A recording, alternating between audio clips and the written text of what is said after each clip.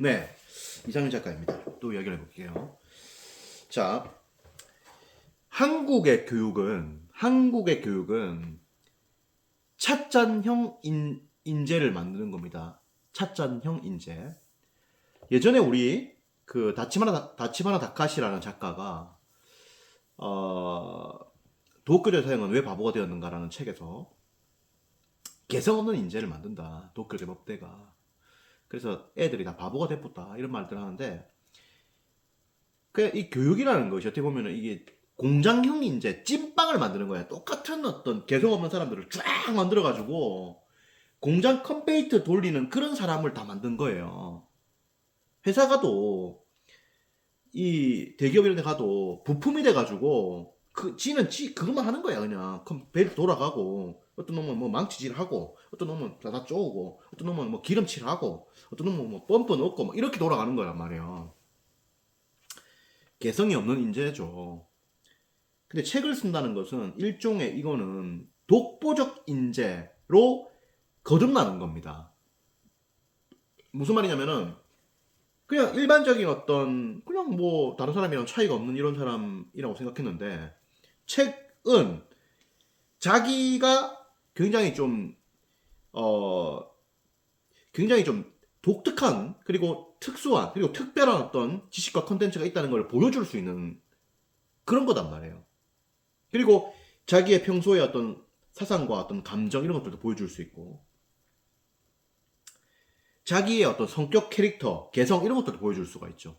그래서 굉장히 좀 이제 사람이 좀 스페셜해집니다. 아무래도 기본적으로 책이라고 하는 것은 예술적인 어떤 감수성도 가지고 예술적인 어떤 면도 이렇게 보여주고 그 다음에 학자적인 면도 이렇게 보여주고 그 다음에 사업가적인 면도 이렇게 보여주고 그리고 이야기꾼적인 면도 이렇게 보여주고 철학자적인 면도 이렇게 보여주고 그리고 기술자적인 면도 보여주고 이 그야말로 다각적인 모양을 다 갖춘 그래서 육각형 인재라고 하는데 육각형의 어떤 그런 모습들을 다 보여줄 수 있는 게 책이에요.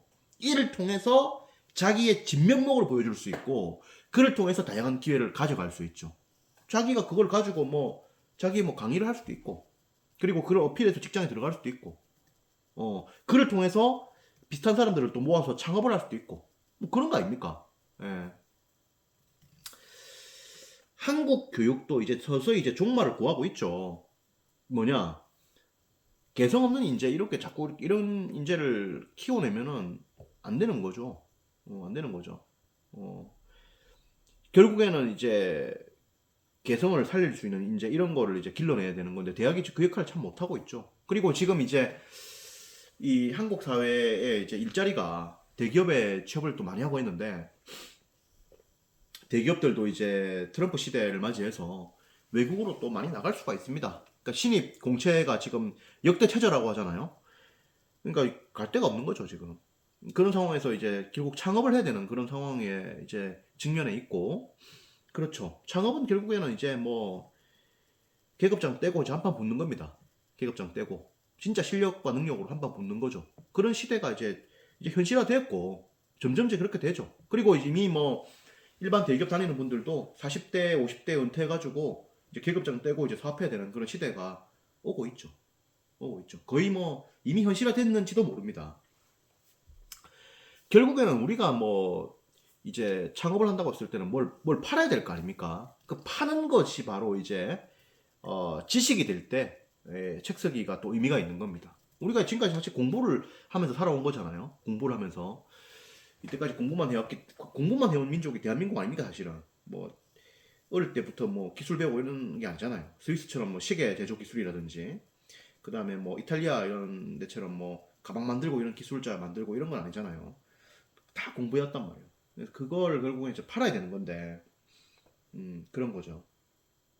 팔아야 되는 거고 그런 시대가 되었고 그런 거다. 그래서 책 쓰기는 결국에는 이제 이걸 통해서 여러분들이 이제 내가 좀 차별화된 어떤 인재다라는 것을 이제 보여줄 수 있는 그런 것이 되기 때문에 한번 해보셔라 이런 말씀을 드립니다. 그리고 책 쓰기를 통해서 여러분들이 한번 사색과 한번 성찰 한번 해보십시오. 내가 진짜 이거 뭘로 승부를 해야 될지 그리고 어떻게 살아가야 될 것인지를 한번 생각해 보십시오. 책을 쓰면서 고민하면 됩니다. 책을 쓰면서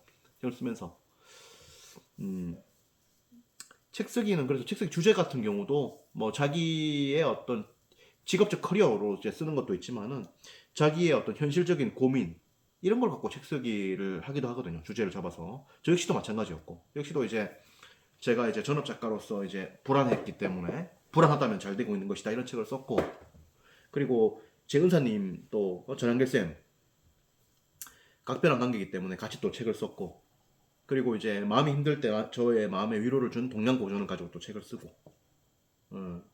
그리고 저에게 울림을 준 마키아벨리 해갖고 책을 쓰고, 한국 사회의 어떤 일자리 문제에 대한 고민이 컸기 때문에 한국 사회의 일자리가 앞으로 어떻게 될 것인가, 그리고 한국 사회는 어떻게 번영하는 국가로 갈 것인가에 대한 고민을 가지고 일자리 전쟁이라는 책을 쓰고, 그리고 이제 독서를 많이 했기 때문에 독서를 해봤더니 이렇다라는 생각을 좀 밝힌 책이 나이 30에 책 3,000권을 읽어봤더니라는 책이고, 그리고 책 쓰기에 대해서 제가 물어보는 분들이 많아서 책 쓰기에 대한 책을 한번 썼고, 책 쓰기의 정석, 보통 사람을 위한 책 쓰기 책 2권을 썼고, 그랬던 것들이죠. 삶의 고민, 현실 이런 걸로부터 올라왔던 겁니다.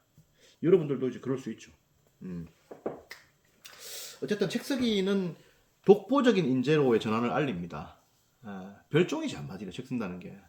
별종이고, 자기 생각이 있다는 것이고, 자기 컨텐츠 있다는 것이고, 자기만의 무기가 있다는 것이고, 디프런트하다는 것이고, 그런 거죠. 아무 생각 없이 그냥 찐빵형 인재로 다른 회사에 생각 없는 사원들하고 똑같다 이런 걸 거부하는 거예요. 책을 쓴다는 거는 거부입니다. 이거는 나에 대한 정체성 거부해.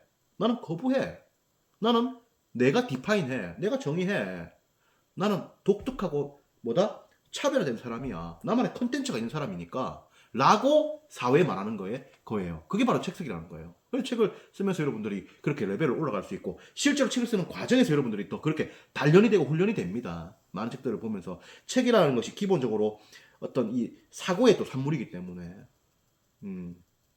물론 책은 완벽하게 탄생되는 것이 아니라, 그러니까 완벽하게 새로운 것이 팍 나오는 게 아니라 자료의 편집으로서부터 나오는 겁니다.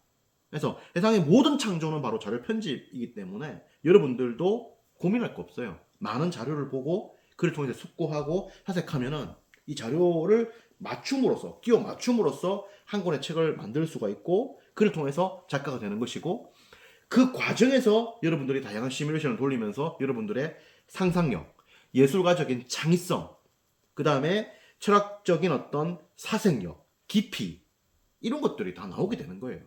발현되게 되는 겁니다. 그래서 실제로 이제 뭐 과학자들 이런 분들도 이 책을 많이 보고 책을 쓰고 이런 것들이 굉장히 이제 사고의 어떤 확장과 성장을 돕죠. 실제로 노벨상 수상자의 대부분이 이제 그 문학적인 감성, 소위 소설가적인 능력 이런 것들이 상당히 크다고 하지 않습니까? 그런 것처럼 책을 많이 보고 이런 것들이 굉장히 중요하고, 음악하고 이런 것들이 굉장히 중요합니다. 아인슈타인도 이제 독서 많이 하고 음악하고 이랬었죠. 그런 것이다. 그리고 미술도 도움 됩니다. 미술 작품 보는 것도. 아무튼 그렇고, 그래서 독보적인 인재로의 전환을 알린다 이런 것이고, 그래서 여러분들이 책을 써라 이런 말씀을 제가 드립니다. 또 이야기해 보겠습니다. 고맙습니다.